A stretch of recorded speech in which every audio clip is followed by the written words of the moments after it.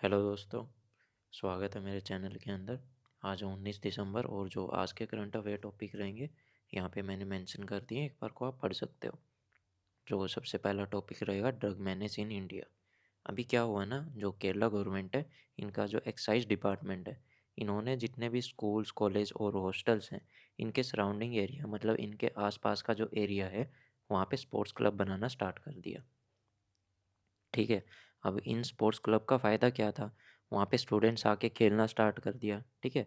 उससे वो मोटिवेट होने लग गए, स्पोर्ट्स में भी पार्टिसिपेट करने लग गए। साथ ही साथ जो डिपार्टमेंट के लोग थे, उन्होंने वहाँ पे अवेयरनेस क्लासेस भी स्टार्ट कर दी, जहाँ पे वो डे टू डे लाइफ के बारे में भी बताते थे ऊपर से, कि भाई ड्रग्स का हमारी बॉडी पे या हमारे समाज के ऊपर क्या परिणाम पड़ सकता है। और ऊपर से गवर्नमेंट को वहाँ पे जो भी एक्साइज डिपार्टमेंट है, इनको वहाँ पे स्टूडेंट्स के द्वारा इन्फॉर्मेशन भी मिल जाती थी कि कहाँ पे ड्रग्स शेयर की जा रही है और कैसे-कैसे, क्या-क्या प्रॉब्लम्स आ रही हैं, ठीक है ना? What is the status of drug menace in India? तो इंडिया के अंदर इसका स्टेटस क्या है फ़िलहाल के लिए? ड्रग एडिक्शन बहुत तेज़ी से फैल रही है इंडियन यूथ्स के अंदर।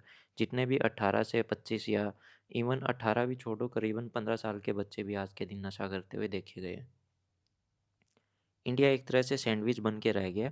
दो ओपियम प्रोड्यूसिंग रीजन जो कि सबसे ज़्यादा ये ड्रग्स वगैरह बनाते हैं, उन कंट्रीज़ के बीच में एक सैंडविच की तरह खड़ा होके रह गया।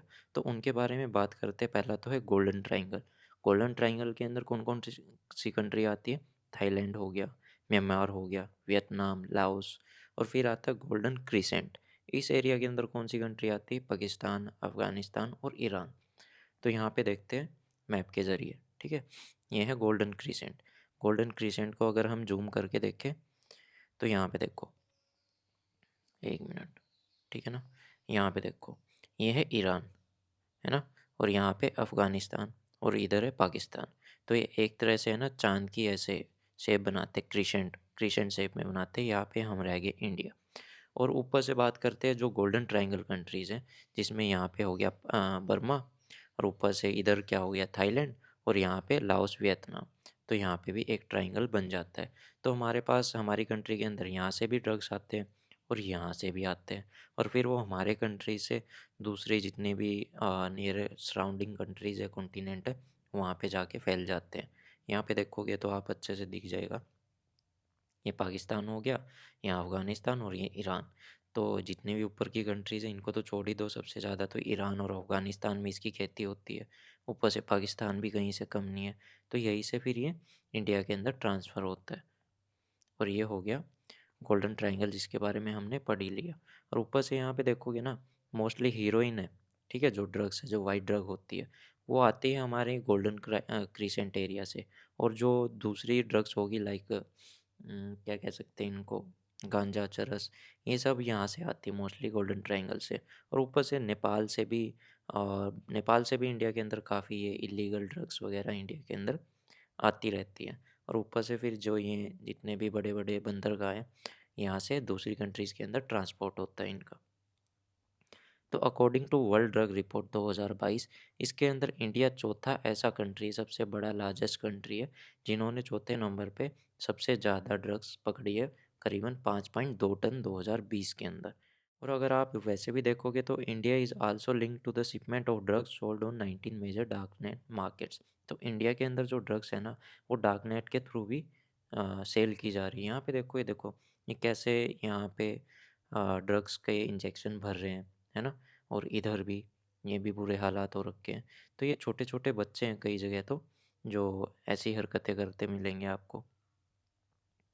अब बात करते हैं what are the initiative to cope with drug menace, कि भाई ये जो ड्रग का जो धंधा है, इससे हमको खुद को बचाने के लिए क्या-क्या इनिशिएटिव गवर्नमेंट ने स्टार्ट कर रखे।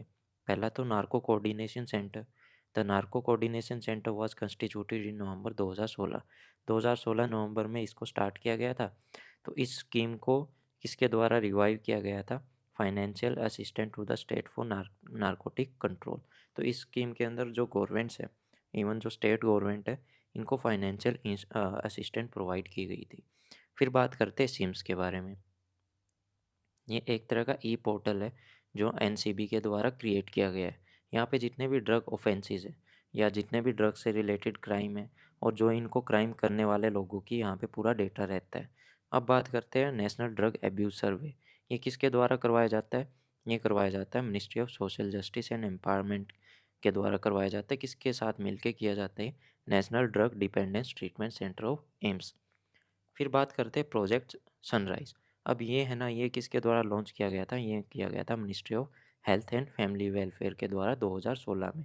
इसमें क्या सीन था ना, ये जहाँ पे भी ये देखो इंजेक्शन के द्वारा जितने भी लोग ड्रग्स ले रहे हैं, तो यहाँ पे सबसे ज़्यादा एचआईवी फैलने के ज़्यादा खतरे रहते हैं। इस वजह से ये प्रोजेक्ट सनराइज़ स्टार्ट किया गया था ताकि लोगों को बताया जाए कि भाई इस तरह की जो ये हरकतें हैं ये बंद कर दो, ड्रग्स वगैरह लेना बंद कर दो, ये इंजेक्शंस का ऐसे यूज़ करना बंद कर दो। फिर एनडीपीएस एक्ट, ये एक तरह की एक्ट है जो गवर्नमेंट के द्वारा लेके आई गई थी और इसको अब तक 3 बार अमेंड कर दिया गया है। इसके अंदर क्या है, कोई भी पर्सन ना तो किसी भी तरह की ड्रग्स को प्रोड्यूस कर सकता है, ठीक है? गांजा वगैरह नहीं बोल सकते हो आप। फिर पोजेस कर साथ में नहीं रख सकते, ना ही सेल कर सकते, ना खरीद सकते, ना ट्रांसपोर्ट कर सकते, ना घर में स्टोर कर सकते, ना ही कंज्यूम कर सकते हो किसी भी तरह की नारकोटिक ड्रग को या फिर साइकोट्रोपिक सब्सटेंस को। तो ये इसके अंदर बताया गया है। अब बात करते हैं नशा मुक्त भारत। ये भी गवर्नमेंट के द्वारा लॉन्च किया गया था कि हम इंडिया को नशा मुक्त कर देंगे, ड्रग फ्री इंडिया कर देंगे। ऐसे ऐसे कैंपेन गवर्नमेंट के द्वारा चलाए गए, लेकिन स्टिल कहीं ना कहीं आज भी यूथ इसके अंदर बहुत ज़्यादा इन्वॉल्व होता जा रहा है। अब बात करते हैं इंटरनेशनल ट्रीटीज़ की and convention to combat drug menace. India भी कई ऐसी इंटरनेशनल ट्रीटी और कन्वेंशन को इंडिया ने साइन कर रखा है जहाँ पे ड्रग एब्यूज़ को रोकने की बात कही गई है। पहला क्या है? United Nation convention on narcotic drugs 1961। फिर United Nation convention on psychotropic substance 1971। फिर United Nation convention against illicit traffic in narcotic drugs and psychotropic substance 1998। और फिर convention against transitional organised crime 2000। अब बात करते हैं next topic, Lord Nataraja. Recently जो Tamil Nadu police है, इन्होंने सक्सेसफुली स्टॉप कर दिया एक schedule auctioning of bronze idol of Nataraj by France. France के अंदर जो ये नटराज जो भगवान है, इनकी आइडल की क्या चल रही थी, वहाँ पे ऑक्शनिंग चल रही थी, मतलब इसको नीलाम किया जा रहा था। और तमिलनाडु पुलिस को इसके बारे में पता लग गया, तो उन्होंने वहाँ पे जाके इसको रुकवा दिया। अब बात करते थोड़े से इसके बारे में कि भाई ये क्यों इम्पोर्टेंट है, क्या क्या फैक्ट है लॉर्ड नटराज के बारे में।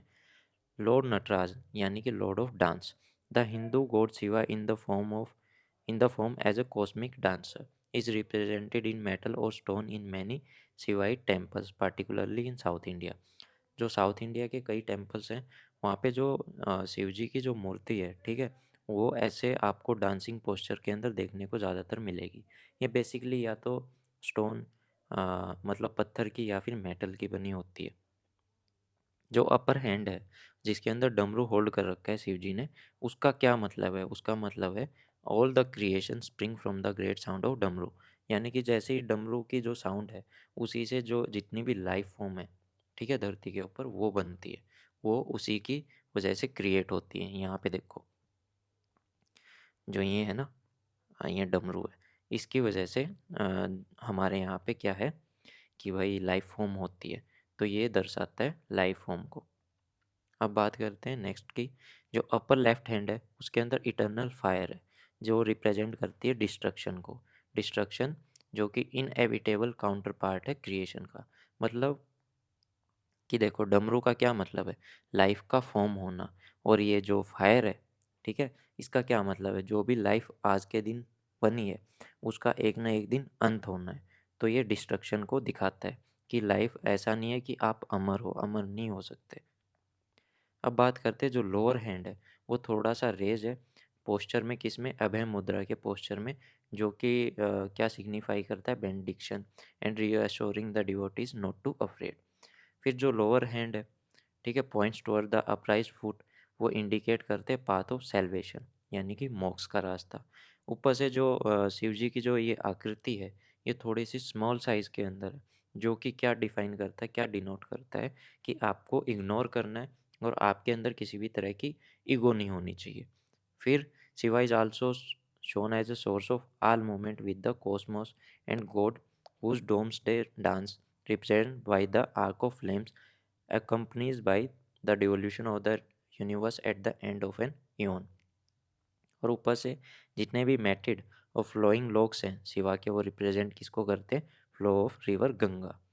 अब यहाँ पे देखोगे कि जो ये शिव जी की जो आकृति है, ठीक है ना, यहाँ पे देखो, एक एक एक कान में बाली है और दूसरे में नहीं है, ठीक है। जो ये आधा फेस, ये किसको रिप्रेजेंट करता है? ये रिप्रेजेंट करता है नारी को, यानी कि फीमेल फीमेल पार्ट को, और ये मेल पार्ट को। तो इस वजह से इनको क्या भी बोला जाता है? अर्धनारेश्वर, ठीक है, अर्धनारीश्वर, यानी कि आधा मेल और आधा फीमेल। एक स्नेक है जो कि ट्विस्टेड मतलब ट्विस्टेड फॉर्म में है, उनके आर्म्स के ऊपर ऐसे कुंडली मार के बैठा हुआ है, तो वो दिखाता है ह्यूमन स्पाइन को, ठीक है, डोरमेंट स्टेज के अंदर। फिर बात करते हैं जो नटराज की जो मूर्ति के अराउंड जितने भी ग्लोइंग लाइट्स हैं, वो सिंबलाइज करती अनएंडिंग साइकिल ऑफ लाइफ, कि भाई लाइफ है ना, ऐसे ही चलती रहेगी, एक मरेगा दूसरा आ जाएगा, मतलब ये जो साइकिल है ना, ये कभी बंद नहीं होगी। तो ये इस चीज़ को दर्शाता है। ये यहाँ पे आप देख सकते हो जो जिन भी लाइट्स के बारे में हम बात कर रहे थे। और ये है स्नेक, जो कि इनकी लेफ्ट आर्म पे ऐसे सराउंडिंग पोस्चर के अंदर है। नेक्स्ट टॉपिक इज़ अग्नि 5 मिसाइल। तो अभी इसकी रेंज काफ़ी ज़्यादा बढ़ के निकल के आ रही, करीबन 5.5 से 8,000 तक की इसकी रेंज है, जो कि हिट कर सकती है रसिया को भी और इधर के काफ़ी कंट्रीज़ को भी। यहाँ पे चाइना का तो हाल ही बुरा है। इसको टेस्ट फायर किया गया था उड़ीसा के अब्दुल कलाम आइलैंड से। इसके वेट की बात की जाए तो 50 टन्स, यानी कि 50,000 केजी, और लेंथ यहाँ पे आप देख सकते हो, डायमीटर भी। और ऊपर से सबसे बड़ी बात है, ये 3 स्टेज सॉलिड इंजन है, जिसके अंदर 1,500 केजी का हम न्यूक्लियर वारहेड डाल सकते हैं, स्टेज 1, स्टेज 2 एंड स्टेज 3। और ऊपर से जो इसकी स्पीड है वो 24 मार्क है, यानी कि 24 मार्क की स्पीड से ये फायर मतलब हिट करता है। तो ये भी सबसे बड़ी बात है। आप सोचोगे कि भाई हमारे पास मिसाइल्स आज तक कितनी थी, 5 to 6 तक की स्पीड की अभी भी टेस्टिंग चल रही है, और इसकी बात कर रहे हैं कि भाई हम यहाँ 24 मार्क है, तो वो कैसे पॉसिबल है? देखो, उसके बारे में भी बात करेंगे अभी। पहली बात तो ये बैलिस्टिक मिसाइल है। बैलिस्टिक मिसाइल कैसे काम करती हैं? ये पहले जाती है सीधा एटमॉस्फेयर से बाहर, है ना? एटमॉस्फेयर से बाहर जाएँगी, तो उधर क्या है, जितना भी ये पेलोड है अपना, मतलब जो इसके बर्नर हैं, वो पहले एक बार इसको थ्रस्ट देंगे, तो ये ऊपर जाएँगी। तो फर्स्ट स्टेज तो इसकी वहीं पे ख़त्म हो जाती है। फिर काम करती है सेकंड स्टेज, और जब ये वापस से एटमॉस्फेयर के अंदर एंटर होती हैं, उस टाइम पे ग्रेविटी भी इनको खींच रही होती है, और ऊपर से जो इनका जो थर्ड स्टेज है, यहाँ पे आप देखोगे ये वाला, ये भी इसको थ्रस्ट प्रोवाइड कर रहा होता है। तो उस टाइम पे जो इसकी स्पीड निकल के आती है वो होती है 24 मार्क की, मतलब इतनी तेज़ स्पीड से आता है कि इससे सामने वाला बच सकता ही नहीं, कोई चांस ही नहीं है उसके बचने का। और ऐसा क्यों?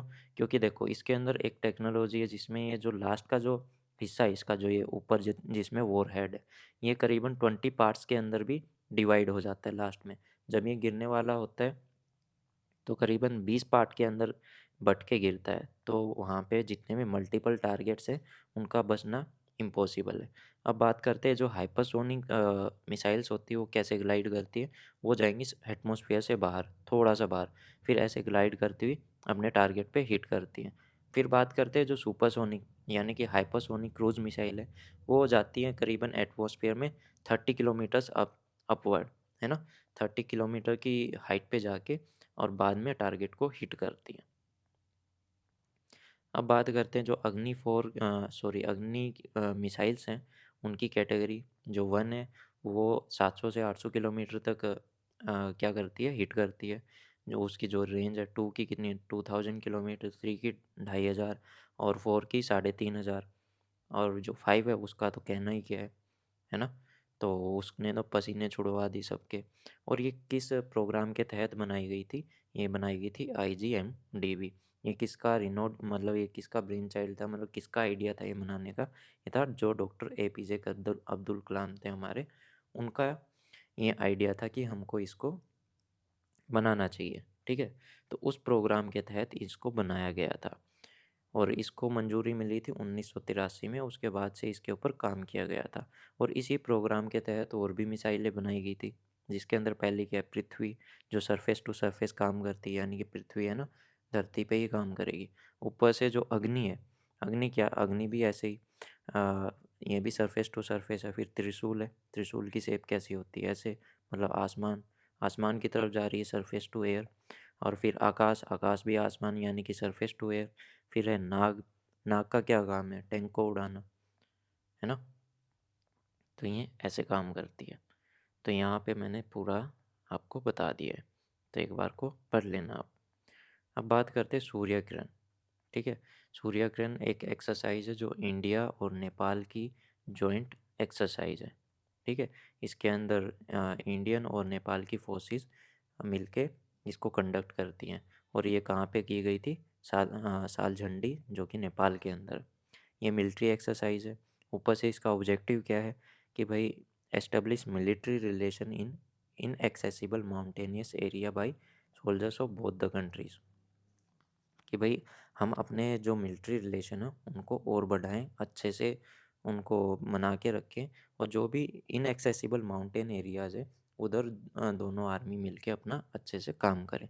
ऊपर से डिजास्टर मैनेजमेंट के अंदर भी, मान लो जब जब भी नेपाल के अंदर किसी भी तरह का डिजास्टर आया है, उस टाइम पे इंडियन जो मिलिट्री है, आर्मी है, उन्होंने काफ़ी हेल्प की है। ऊपर से बात करें तो यहाँ पे एंटी टेररिस्ट ऑपरेशन के अंदर एक दूसरे का साथ दें, और इंटरऑपरेबिलिटी और अपनी एक्सपर्टीज़ एक दूसरे कंट्रीज़ के साथ में क्या किया जाए, शेयर किया जाए। ये 15वां एडिशन था, जो कि कहाँ पे टुक प्लेस हुआ, पिथौरागढ़, उत्तराखंड के अंदर।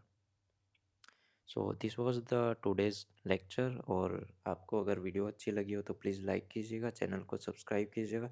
कोई भी सुझाव सजेशन हो कमेंट सेक्शन के अंदर बता सकते हो, और इसकी पीडीएफ आपको मेरे टेलीग्राम पेज पे मिल जाएगी। So thank you, have a nice day.